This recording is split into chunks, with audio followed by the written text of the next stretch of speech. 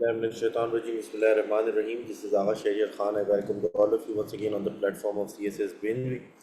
Today we are going to start our weekly news analysis series जो कि हर Sunday को इंशाल्लाह जो है वो हम कंडक्ट करेंगे. लास्ट संडे को हम कंडक्ट नहीं कर पाए because of busy schedule. That is why हम मंडे को कंडक्ट कर रहे हैं. बट इस हफ्ते के बाद से हर संडे को हम ये वीकली न्यूज़ एनालिसिस करेंगे. क्या मकसद है जी वीकली न्यूज़ एनालिसिस करने का? ताकि मैंने पहले भी कहा था, the biggest challenge the student face while preparing the subject of current affairs and Pakistan affairs and international relations is how to keep themself updated.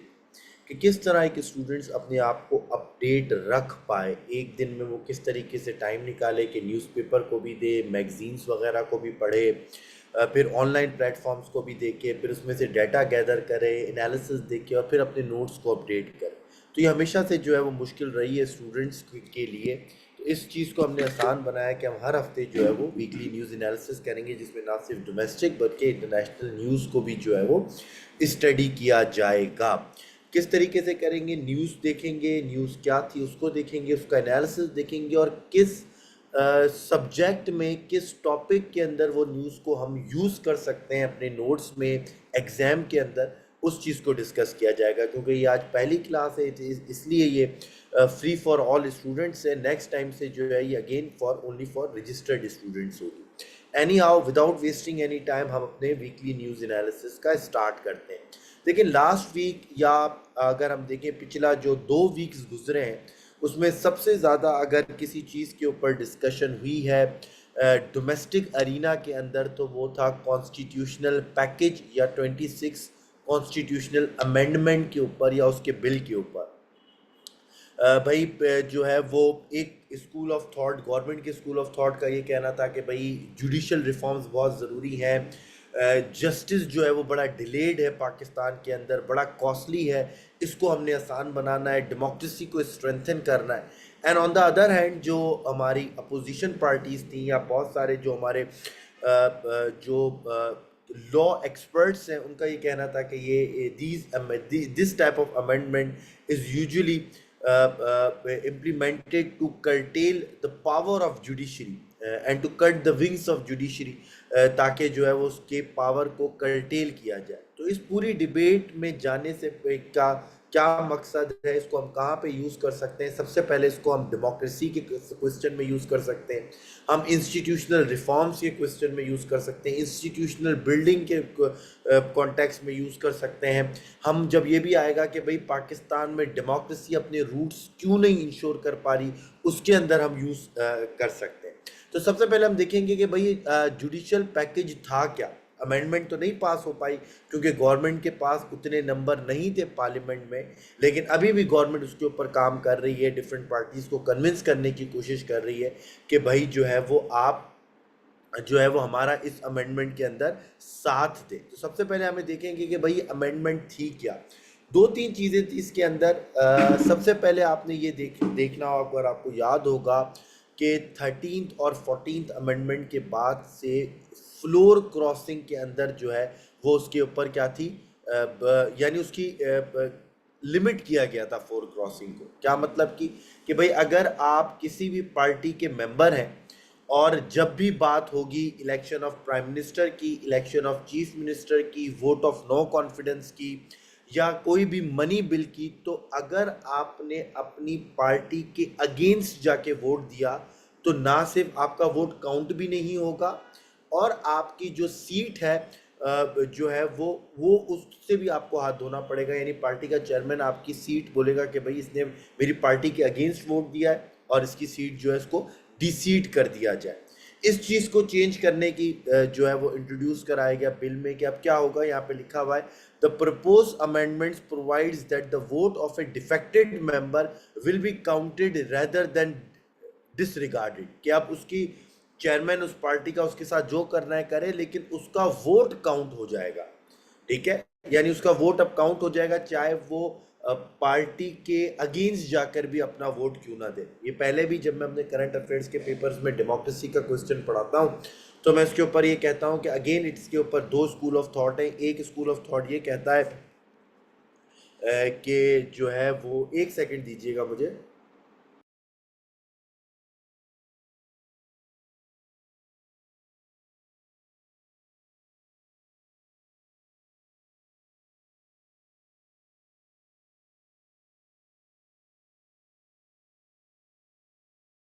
अच्छा, मैं हमेशा कहता हूँ कि इसके ऊपर दो स्कूल ऑफ थॉट हैं। एक स्कूल ऑफ थॉट ये कहता है कि भाई इस तरह की टेक्निक से जब आप ये कहते हैं कि एक पार्टी का मेंबर अगेंस्ट पार्टी लाइंस पर जाकर किसी और को वोट देगा या किसी और पार्टी के मंशूर को उसके ऊपर वोट दिया जाएगा, तो इससे क्या होगा, इससे जो है वो पॉलिटिकल करप्शन इंक्रीज होगी।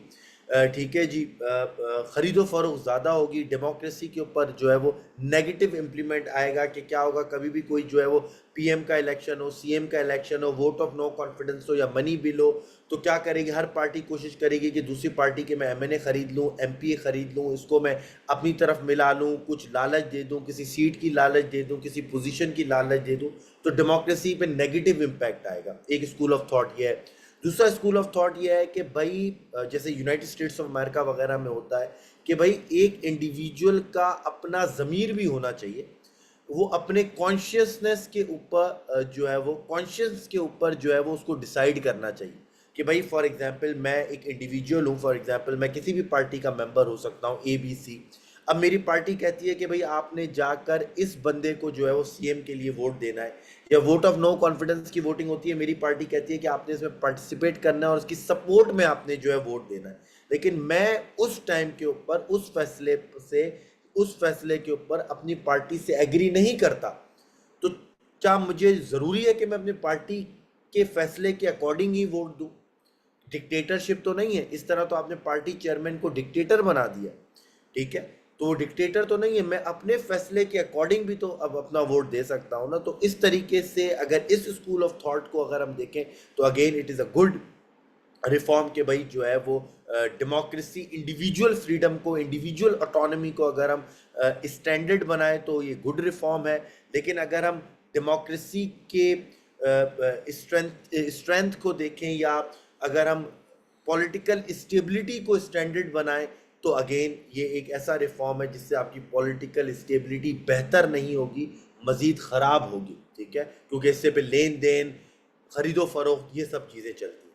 फिर दूसरी चीज़ इन्होंने क्या किया, या पूरा जुडिशल रिफॉर्म्स इन्होंने जो इंट्रोड्यूस करा है, उन्होंने क्या किया, इन्होंने कहा कि भाई हम एक नया कोड बनाने जाएंगे। उस कोड का क्या नाम होगा? उस कोड का नाम होगा federal constitutional code. The 26th Amendment, while discussing amendment bills for the Constitution, states that no constitutional provision or amendment can be challenged by any court. एक नया कोड बनाएंगे, फेडरल कॉन्स्टिट्यूशनल कोड, जो कि तमाम constitutional related issues जो है वो उसके अंदर डिस्कस किए जाएंगे। फिर सुप्रीम कोर्ट से ज़्यादा बड़ी अथॉरिटी किसकी होगी? फेडरल कॉन्स्टिट्यूशनल कोर्ट की। फिर तमाम एग्जेक्टिव पावर जो कि इन एड काम करती है सुप्रीम कोर्ट के, वो इन एड काम करेगी फेडरल कॉन्स्टिट्यूशनल कोर्ट के। यानी बेसिकली आप यहाँ क्या कर रहे हैं, आप सुप्रीम कोर्ट की सुप्रीमेसी को ख़त्म कर रहे हैं और उसके ऊपर एक और नई लेयर लेकर आ रहे हैं फेडरल कॉन्स्टिट्यूशनल कोर्ट की। और आप कह रहे हैं कि भाई फेडरल कॉन्स्टिट्यूशनल में तमाम कॉन्स्टिट्यूशनल कोर्ट्स को जो है वो डिस्कस किया, कॉन्स्टिट्यूशनल इश्यूज को डिस्कस किया जाएगा। वो सुप्रीम कोर्ट से हायर अथॉरिटी वाला कोर्ट होगा और तमाम एग्जीक्यूटिव डोमेन वो इन एड काम करेंगी फेडरल कॉन्स्टिट्यूशनल कोर्ट के। Another prominent feature of the 26th Amendment is the establishment of a new court, the Federal Constitutional Court of Pakistan, with a permanent seat in Islamabad. For all the intent and purposes, this will be the top court in the land. If the amendment goes through, it have the highest judicial body interpreting the Constitution. Its words will be law. So think of the SSC as the essential, the same way as you have thought the Supreme Court till now.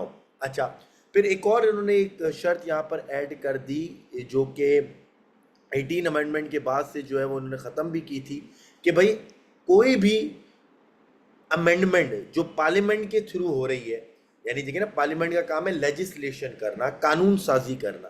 कोई भी कानून साजी जो parliament में हो रही है उसको आप किसी भी कोर्ट में चैलेंज नहीं कर सकते, चाहे वो सुप्रीम कोर्ट हो, चाहे वो हाई कोर्ट हो, चाहे वो फेडरल कॉन्स्टिट्यूशनल कोर्ट ही क्यों ना हो।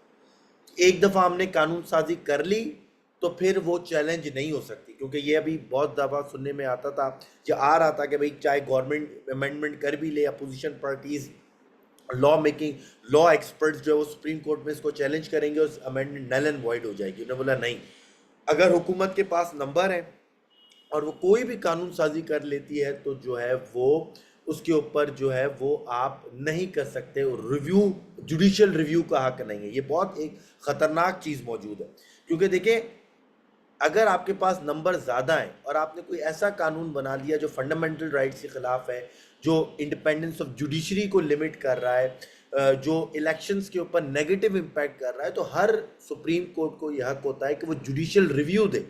Supreme court of United states of America में भी आप देखिए, उनके पास भी जुडिशियल रिव्यू का हक है सुप्रीम कोर्ट का, कि भाई सुप्रीम कोर्ट देखेगा कि कहीं कोई फंडामेंटल राइट्स तो वायलेट नहीं हो रहा, कहीं कोई जो है वो डेमोक्रेसी के ऊपर नेगेटिव इम्पैक्ट तो नहीं आ रहा, पॉलिटिकल स्टेबिलिटी के ऊपर नेगेटिव इम्पैक्ट तो नहीं आ रहा, नेशनल इंटीग्रेशन का मसला तो नहीं है। लेकिन यहाँ पर उन्हें इस अमेंडमेंट के थ्रू ये भी चीज़ खत्म करने जा रहे थे, जुडिशियल रिव्यू का हक सुप्रीम कोर्ट का।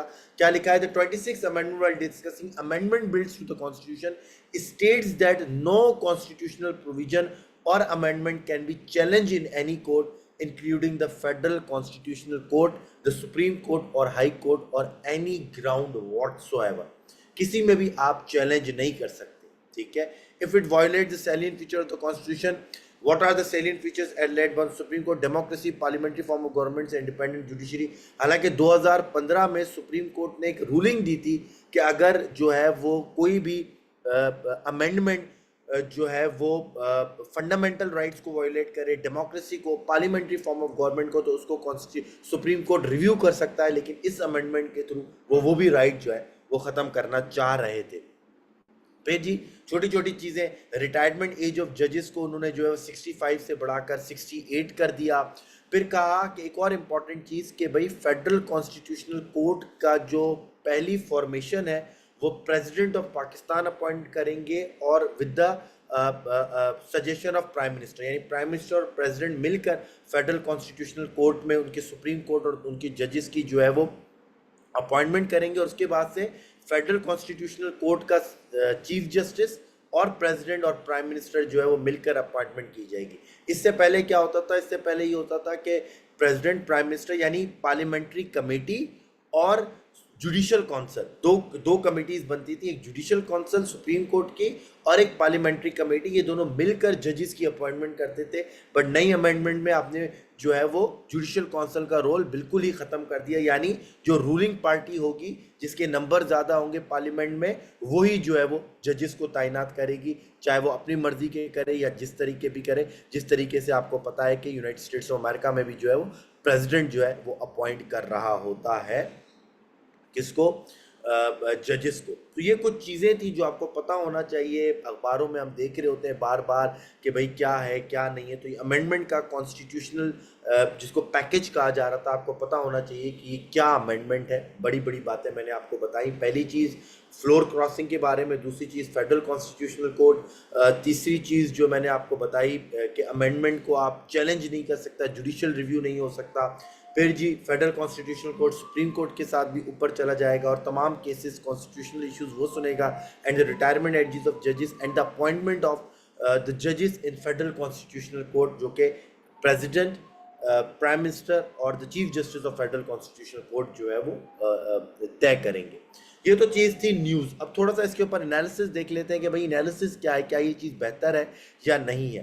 ठीक है जी, यहाँ पर अगर हम देखें तो क्या लिखा है कि भाई गवर्नमेंट वाले क्या आर्ग्यूमेंट्स दे रहे हैं। तो arguments put forth by our ruling elite is that our superior courts have become too partial, too politically partisan, and hence reform is necessary, right? So in order to depoliticize court, the solution is to ensure constitutional cases are only heard by the judges appointment by the ruling political parties। वो क्या कहते हैं कि भाई ये जो हमारे current जो स्ट्रक्चर है सुप्रीम कोर्ट और हाई कोर्ट का, वो ज़्यादातर जो है वो पॉलिटिकली जो है वो बाइज्ड हो चुका है। दैट इज़ वाई रिफॉर्म ज़रूरी है। ठीक है, ये आपकी बात मान ली। इसका मतलब ये तो नहीं कि आप एक नया कोर्ट बना दें, फेडरल कॉन्स्टिट्यूशनल कोर्ट, और उसको अपॉइंटमेंट सिर्फ गवर्नमेंट वाले ही करें। अगर सिर्फ गवर्नमेंट या ट्रेजरी बेंचेस जिसको कहते हैं वही अपॉइंटमेंट करेगी जजेस का, तो जो आप नया सेटअप लेकर आ रहे हैं वो पॉलिटिकली न्यूट्रल होगा।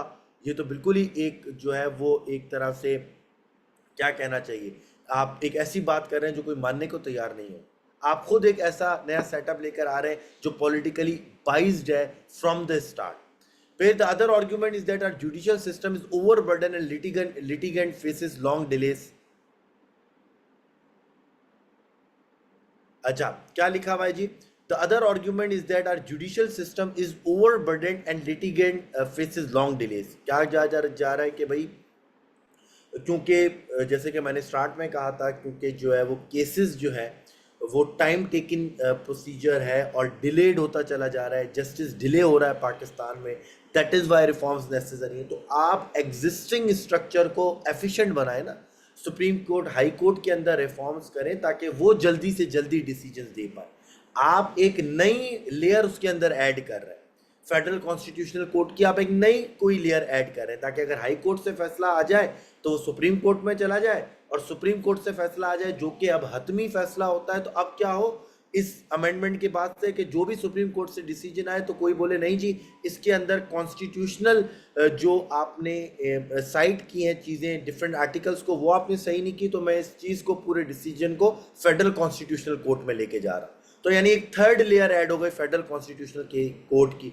तो क्या जस्टिस जो है वो मजीद डिले होगा या फिर जो है वो आपको क्विक जस्टिस मिलेगा?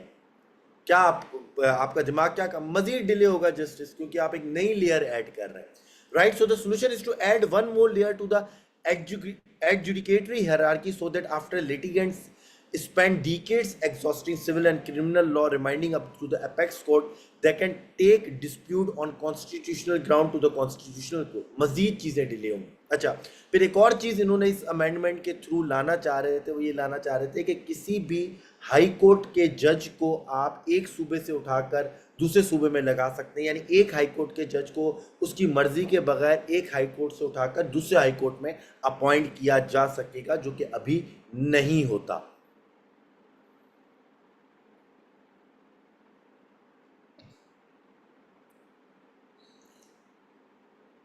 ये मैं आपको बता चुका हूं कि जुडिशल कमीशन का रोल इन्होंने तकरीबन नई चीज़ में ख़त्म कर दिया, ट्रांसफ़र ऑफ जुरिस्डिक्शन का बता दिया।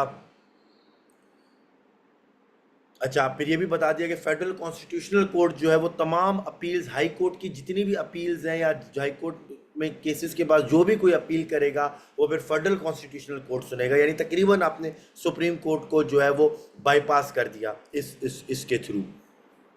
ठीक है, for all practical purposes therefore the bill abolishes the supreme court of Pakistan. नहीं, in this propose amendment decision और फाइनल वर्डिक्ट बाय द कौन, नहीं जी, मैं अभी यही बता रहा हूँ करम आपको कि अगर आप हायरार्की में जाएं तो फेडरल कॉन्स्टिट्यूशनल कोर्ट जो है वो ऊपर आएगा, सुप्रीम कोर्ट नीचे।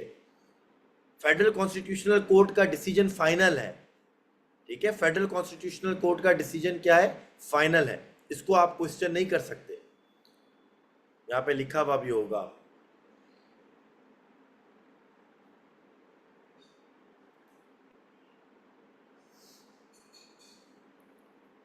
अच्छा जी, फिर क्या है, आपने कोई लेसन नहीं सीखे? जनरल परवेज मुशर्रफ के दौर में भी इसी तरह की अमेंडमेंट्स आई थी, पूरी जुडिशल एक जुडिशरी की एक पूरी मूवमेंट चली थी जिसकी वजह से पॉलिटिकल इनस्टेबिलिटी आई थी। तब भी हमने अपनी हिस्ट्री से लेसन लर्न नहीं किए और हम अपनी पॉलिटिकल स्कोरिंग से अपने political agenda, it means to apex court, the answer is no. एक ही अपेक्स कोर्ट होगा, वो होगा फेडरल कॉन्स्टिट्यूशनल कोर्ट। यही तो मैं आपको समझाने की कोशिश कर रहा हूँ। There will be only one apex court and whose name will be Federal Constitutional Court। आपने तकरीबन सुप्रीम कोर्ट को बाईपास कर दिया। देखे ना, अब मैंने ये भी चीज आपको बताई। Going further, the propose amendment to article 19 remove the obligation of all executive and judicial authority in Pakistan to act in aid of the apex court and replaces it with an obligation to act in the aid of the constitutional court.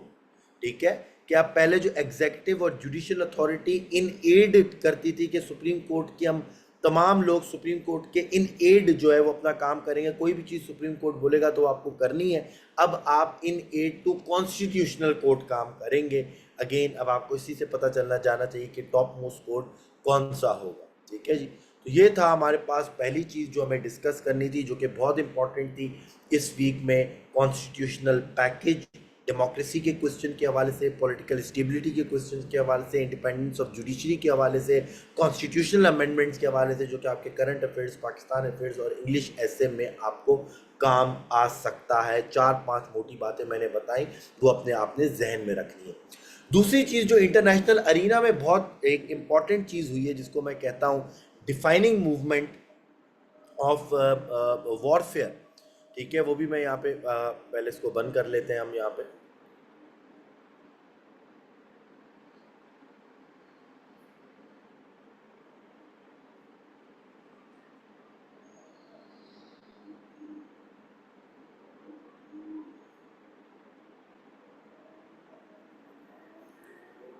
ठीक है जी, technology. अच्छा, ये चीज़ हम कहाँ पे use कर सकते हैं जो अभी मैं कराने जा रहा हूँ, ये हम यूज़ कर सकते हैं किसी भी टेक्नोलॉजी वाले ऐसे में, आर्टिफिशियल इंटेलिजेंस वाले ऐसे के अंदर, इंफॉर्मेशन टेक्नोलॉजी वाले ऐसे में, हाइब्रिड वॉरफेयर के अंदर, फिफ्थ जनरेशन वॉरफेयर के अंदर, साइबर वॉरफेयर के अंदर। ठीक है, इन तमाम चीज़ों में अभी जो हम डिस्कस करने जा रहे हैं वो हम यूज़ कर सकते हैं। क्या है जी उसके अंदर? मैं कहता हूं कि it is a defining movement in warfare. हुआ क्या कि अचानक जी 5-6 दिन पहले हिजबुल्लाह ने के जितने भी डिफरेंट जो लोग थे उनके अचानक जो है वो वॉकी टॉकीज और पेजर फटना शुरू हो गए, और तकरीबन 20 से ज़्यादा उनके फाइटर्स, उनके सपोर्टर्स की कैजुअलिटीज़ हुई, और बहुत ज़्यादा लोग जो है वो इसके अंदर इंजर्ड हुए। Again it is a kind of A warfare, and Israel ने फिर जो है वो इसके रिस्पॉन्सिबिलिटी ऑफिशियली तो एक्नॉलेज नहीं की, लेकिन उस हर एक को पता है कि उन्हीं की तरफ से जो है वो ये अटैक हुआ। यानी अब क्या हो रहा है कि ना आपको फौजियों, आर्म फोर्सेस को मोबिलाइज करना पड़ रहा है बॉर्डर पे, ना आपको मिसाइल मारना है, ना आपको गन मारनी है। आपने सिर्फ क्या किया, आपने mobile phones, walkie talkies, pager जो वो यूज़ कर रहे थे, आपने उसको एक्सप्लोड कर दिया। जब आपने उसको एक्सप्लोड किया तो जाहिर बात है, अक्सर हम मोबाइल जो है वो यूं ही यूज़ कर रहे होते हैं ना, जब यहाँ से ये एक्सप्लोड होगा तो डायरेक्ट डैमेज मेरे जो है वो दिमाग के ऊपर आएगा, मेरे आइज़ के ऊपर आएगा, मेरे फेस के ऊपर आएगा, और ज़्यादा डैमेज हुआ तो जो है वो कैजुअलिटीज़ होना शुरू हो गई। That is the fifth generation warfare and cyber warfare. कुछ लोग क्या कह रहे हैं, दो इसके ऊपर थ्योरीज है। कुछ लोग कह रहे हैं कि भाई असल में जो है वो मोबाइल डिवाइसेस में, पेजर्स में, वॉकी टॉकीज में लिथियम की बैटरी होती है। तो उन्होंने क्या किया है, उन्होंने किसी एल्गोरिथम के थ्रू, साइबर अटैक के थ्रू उसके अंदर की बैटरीज को ओवरहीट कर दिया, और जब ओवरहीट किया तो वो एक्सप्लोड हो गए डिवाइसेस। जब एक्सप्लोड हो गए तो जो भी उसको यूज़ कर रहा था वो जो है वो इंजर्ड हुआ, या फिर वो अपनी जान से हाथ धो बैठा। दूसरी थ्योरी ये है कि ये जितने भी पेजर्स और वॉकी टॉकीज थी, ये जो इनकी हिजबुल्लाह है लिबनान के अंदर, उन्होंने ये पूरी लॉट अभी कुछ 1-2 हफ्ता पहले ये पूरी लॉट मंगवाई थी ताइवान से। और इस पूरी लॉट में उन्होंने बोला कि जब ये पूरी डिवाइसेस मंगाए तो इस डिवाइसेस के अंदर उन्होंने क्या किया है कि उन्होंने military graded explosive electronic chipsets के अंदर मिलिट्री स्टैंडर्ड का जो एक्सप्लोजिव है वो लगा दिया इसके अंदर, और फिर उसको जो है वो तमाम डिवाइसेस के अंदर एक्सप्लोड कर दिया। And it is very dangerous thing. ये कभी भी, अब एक दफ़ा ये स्टार्ट हो गई, ये कहीं पर भी ये चीज़ हो सकती है। 9 people including a child have been killed after handheld pagers used by the member of the armed group Hezbollah to communicate exploded across Lebanon. The country's health minister said the ambassador Lebanon was among 2,800 other people who were wounded by the simultaneous blast in Beirut and several other regions. ठीक है जी, simultaneous blasts. Hezbollah, which was backed by Iran, said that the pager belongs to the employees of various Hezbollah units and institutions, and confirmed the death of 8 fighters.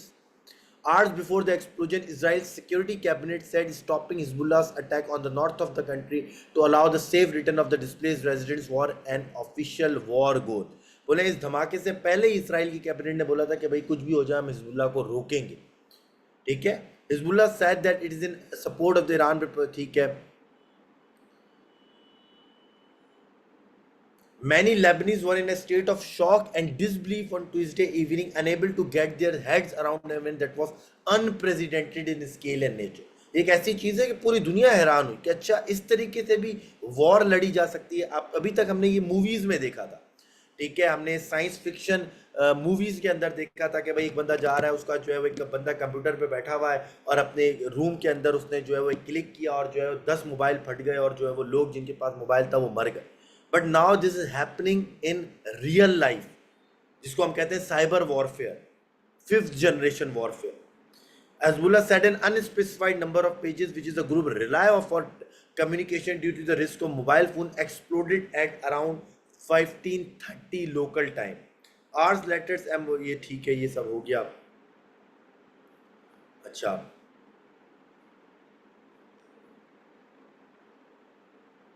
यहाँ पे भी देखें, Israel targets Lebanon with an unprecedented tech warfare, children among at least 20 dead and more than 3000 hurt after walkie talkies and pager explode. तकरीबन समझ लें आप 5000 के करीब जो है वो इस तरह के एक्सप्लोजन्स हुएंगे, जिसमें walkie talkies, pagers, mobile phones वगैरह जो है वो शामिल है इसके अंदर।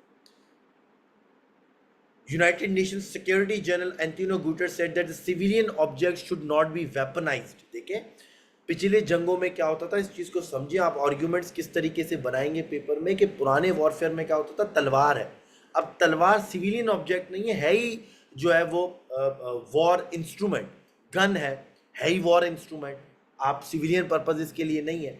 ठीक है जी, इसी तरह टैंक है, फाइटर जेट्स है, ठीक है, राइफल्स है, ये सब है ही war instrument. But mobile phone, walkie talkie, pager, smart watch, Android watch, ठीक है जी, आईपैड, टैबलेट्स, ये दीज आर नॉट वेपन्स।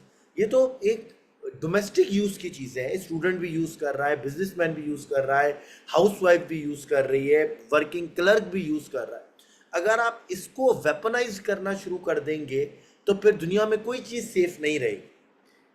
ठीक है, आपने एक सिविलियन ऑब्जेक्ट्स को वेपनाइज कर दिया। In Egypt, to meet with officials, participants gathered. U.S. Secretary Antony Blinken said Washington was warned against any action that could escalate the conflict, and so on and so forth. Exploding walkie-talkies, 100 injured and pager blasts, ये भी मैंने आपको सारी चीज़ें बता दी। So again, इसको आप information technology, cyber warfare, fifth generation warfare, या जिस तरह की मैंने आपको चीज़ें बताई, इसके अंदर आप इसको आराम से यूटिलाइज कर सकते हैं। नेक्स्ट क्या है जी हमारे पास,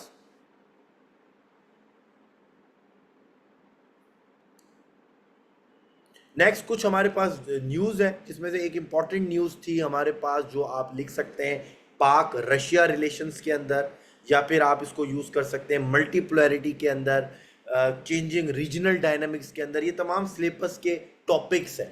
वो क्या थे कि जी deputy prime minister of Russia ने पाकिस्तान का विजिट किया, एलेक्सी ओवरचक, और यहाँ के जो डिप्टी प्राइम मिनिस्टर हैं इसाक डार साहब, वो उनसे साथ मिले और different memorandum of understanding sign हुए between Russia and Pakistan. Pakistan and Russia on Thursday formalized their commitment to deepening bilateral ties with the signing of a memorandum of understanding for expanding cooperation across multiple sectors. The agreement was signed by the Deputy PM of Russia and Deputy PM of Pakistan, has set the stage for enhancing cooperation in key sectors including trade, energy, connectivity and defense। अब ये थोड़ा सा देखने की चीज़ है कि वो जो है ना कि कैंप पॉलिटिक्स, अब वो कैंप पॉलिटिक्स जो है वो रियल लाइफ में अपना शेप ले रही है। एक तरफ हमें United states of America, India, western world नज़र आ रहा है, जिससे हमें चाइना, रशिया, पाकिस्तान, तो इस तरह का कैंप डेवलप हो रहा है, a sort of cold war 2.0। Again उसके अंदर भी आप इस क्वेश्चन को या इस न्यूज़ को अपडेट कर सकते हैं अपने नोट्स। फिर जी अगर मैं थोड़ा सा पाकिस्तान के रिलेशंस की बात करूं तो Pakistan US explore ways to booster relationship. Deputy, अच्छा यहाँ पे भी एक चीज़ नोट करने वाली बात है, क्या statement issued by the US assembly on the meeting of visiting US acting under secretary of state for political affairs John Breyer, deputy prime minister and foreign affairs Ishaq Dar. ठीक है, US acting under secretary of state for political affairs, या फिर अगर हम देखें तो current visit किसने किया पाकिस्तान का, principal deputy assistant secretary, US की तरफ से किसने विजिट किया, डिप्टी असिस्टेंट सेक्रेटरी। यानी आप मतलब हेडिंग तो यही है कि यूएस पाकिस्तान के रिलेशन इंप्रूव होने चाहिए या इंप्रूव हो रहे हैं, लेकिन आप सिर्फ इस न्यूज़ से इस चीज़ के ऊपर ज़रा फोकस करें कि इंडिया में 2+2 डायलॉग हो रहा है, तो वहाँ पे सेक्रेटरी ऑफ स्टेट बैठा हुआ है, वहाँ पे डिफेंस सेक्रेटरी बैठा हुआ है, वहाँ पे इकोनॉमिक सेक्रेटरी बैठा हुआ, और इंडिया के पाकिस्तान में विजिट कौन कर रहा है, सेक्रेटरी ऑफ स्टेट नहीं कर रहा, डिप्टी सेक्रेटरी ऑफ स्टेट नहीं कर रहा, असिस्टेंट सेक्रेटरी ऑफ स्टेट नहीं कर रहा, बल्कि असिस्टेंट सेक्रेटरी का भी डिप्टी, ठीक है, deputy assistant secretary Elizabeth host जो है वो अपने विजिट में पाकिस्तान आए। So that is the importance of Pakistan from the perspective of United states of America. इस चीज़ को भी जहन में रखने वाली बात। फिर उन्होंने कहा कि जी ठीक है, हम bilateral relations, economic, security issues में जो है वो एक दूसरे का साथ देंगे। पाकिस्तान ने कहा कि भाई टीटीपी के ऊपर जो है वो यूएस को एक्शन लेना चाहिए, और आईएमएफ का जो बेल आउट पैकेज है $7 बिलियन का, पाकिस्तान को एक्सटेंडेड फंड फैसिलिटी में यूएस को चाहिए कि वो पाकिस्तान को सपोर्ट करे इसके अंदर, और आईएमएफ को पुश करे कि जल्द से जल्द जो है वो पाकिस्तान को ये एड मिले। तो इस तरह की आपने देखना चाहिए। फिर दूसरी तरफ एक तरफ रिलेशंस इंप्रूव, दूसरी तरफ पाकिस्तान के फॉरेन ऑफिस ने यूनाइटेड स्टेट्स ऑफ अमेरिका के स्टेट डिपार्टमेंट को क्रिटिसाइज भी किया, क्योंकि उन्होंने चाइनीज़ फर्म्स के ऊपर जो पाकिस्तान के बैलिस्टिक मिसाइल प्रोग्राम पे ऊपर काम कर रही थी उनके ऊपर सैंक्शन लगा दिए। Foreign office rejected the sanctions and called them biased and politically motivated. It is widely known that some countries, while claiming strict adherence to the non-proliferation reforms, has conveniently waived licensing requirements for advanced military technology to their favored states। ये पाकिस्तान के foreign office का India की तरफ इशारा था कि भाई कि जो है वो इंडिया की तरफ आप उसको लाइसेंस, वेविंग लाइसेंस एग्रीमेंट्स दे रहे हो, स्ट्रेटजिक ट्रेड अथोराइजेशन एग्रीमेंट और दूसरे एग्रीमेंट्स, और पाकिस्तान के साथ जो मुल्क काम कर भी रहे हैं आप उनके ऊपर जो है वो सैंक्शंस लगा रहे हो। The sanctions targeted a Chinese research institute and several companies including Beijing research institute of automation for machine building industries and so on and so fourth. इसके ऊपर जो है वो यूएस ने सैंक्शंस लगाए। फिर जी एक और इम्पॉर्टेंट डेवलपमेंट कि भाई इंडियन हेल्ड कश्मीर, जिसको हम इंडियन ऑक्युपाइड कश्मीर कहते हैं, उसके अंदर इलेक्शंस हो रहे हैं। While India will be taken to trumpet the holding elections in India and Kashmir is a return to normalcy, things are quite complex in this regard. The multi-stage electoral process in Indian held Kashmir began on Wednesday and results are expected next month। लेकिन उन्होंने भी क्या किया है, तमाम जो उनकी top tier leadership है कश्मीर की उसको पकड़ के उन्होंने जेल में डाल दिया है, और दुनिया को शो करने के लिए वो इलेक्शन करा रहे हैं। पाकिस्तान ने कहा कि हम ऐसे इलेक्शंस को कभी भी एक्सेप्ट नहीं करेंगे। And last but not the least जो इंपॉर्टेंट डेवलपमेंट है वो है इंस्टीट्यूशनल रिफ्ट, जिसको आप इंस्टीट्यूशनल इम्बैलेंस में, अगेंस्ट डेमोक्रेसी में, अगेन पॉलिटिकल स्टेबिलिटी के क्वेश्चन में यूज़ कर सकते हैं। वो है the rift between the supreme court and the election commission and the parliament. इन तीन इंस्टीट्यूशंस के दरमियान एक रिफ्ट क्रिएट हुई है। किस तरीके से, आपको याद होगा कि जब इलेक्शंस हुए तो पीटीआई के जितने भी मेंबर्स थे उन्होंने अपनी पार्टी के टिकट के ऊपर इलेक्शन नहीं लड़ा, उन्होंने इंडिपेंडेंट हैसियत से लड़ा, और इंडिपेंडेंट हैसियत के बाद से उन्होंने जो है वो सुन्नी इत्तेहाद कौंसिल को ज्वाइन कर लिया। सुन्नी इत्तेहाद कौंसिल के बाद से पार्लियामेंट में ये होता है कि जो भी पार्टीज़ के पास जितनी सीट्स होती हैं उसके अकॉर्डिंग उनको रिजर्व सीट्स दी जाती है। वुमेंस की सीट्स जो है वो वुमेन सीट्स और डिफरेंट तरीके की उनको सीट्स जो है वहाँ पर दी जाती हैं। लेकिन तहरीक इंसाफ क्योंकि जो उनके पार्टी मेंबर ज़्यादा थे तो उनको रिजर्व सीट्स नहीं दी गई। ये फैसला जी हमारे पास इलेक्शन कमीशन सुप्रीम कोर्ट में गया, सुप्रीम कोर्ट से फैसला आया कि भाई आपको जो है वो ये सीट्स दे देनी चाहिए। इलेक्शन कमीशन को कहा कि फौरी जो है इसको बोला जाए कि जो भी रिजर्व सीट्स बनती हैं तहरीक इंसाफ के लोगों के मेंबर्स की, उनको वो सीट्स दे दी जाए। बट ना इलेक्शन कमीशन ने इसके ऊपर अमल दरामद किया, और विद इन इसी दौरान जो है वो एक ऑर्डिनेंस भी, एक अमेंडमेंट भी ले आए, एक न्यू लॉ भी ले आए वो, और उसके अकॉर्डिंग उन्होंने बोला कि भाई हमें नहीं देनी ये सीट्स। तो एक रिफ्ट क्रिएट हुई है इलेक्शन कमीशन और पाकिस्तान ने कहा कि भाई हम नहीं देंगे। अब ये जो है वो इम्प्लीमेंट नहीं होगा सुप्रीम कोर्ट डिसीजन के ऊपर। सुप्रीम कोर्ट कहता है कि आप अमल करें। Even speaker of national assembly ने भी कह दिया कि इलेक्शन कमीशन को कोई जो है सुप्रीम कोर्ट के फैसले के ऊपर अमल करने की ज़रूरत नहीं है after the new law. So it is a kind of A rift which creates political instability in Pakistan and constitutional crisis, जो हमेशा से जो है वो इसी तरीके से चलता रहता है, और ये कोई अच्छी चीज़ नहीं है डेमोक्रेसी के लिए। So this is it from my side as far as international and domestic news are concerned। हमने सबसे पहले कॉन्स्टिट्यूशनल पैकेज को डिस्कस किया, फिर हमने हाइब्रिड वॉरफेयर या फिफ्थ जनरेशन वॉरफेयर हिजबुल्लाह को डिस्कस किया, दैन हमने इंस्टीट्यूशनल रिफ्ट को डिस्कस किया, दैन हमने पाकिस्तान के रशिया के साथ, यूएस के साथ रिलेशंस को डिस्कस किया, इलेक्शन इंडियन हेल्ड कश्मीर को डिस्कस किया, institutional rift and political instability को डिस्कस किया। So this is it from my side. इंशाल्लाह we will meet on next Sunday. अब आप लोग जितने भी लोग यहाँ पर मौजूद हैं जो भी इसमें इस तरह के न्यूज़ एनालिसिस में पार्टिसिपेट करना चाहते हो तो अपने आप को ज़रूर रजिस्टर्ड करवाएं। हमारा अकेडमी का व्हाट्सएप नंबर सबके पास मौजूद है, उसके ऊपर रब्ता करें, एंड इंशाल्लाह we'll meet on next Sunday. Till then अल्लाह हाफ़िज़।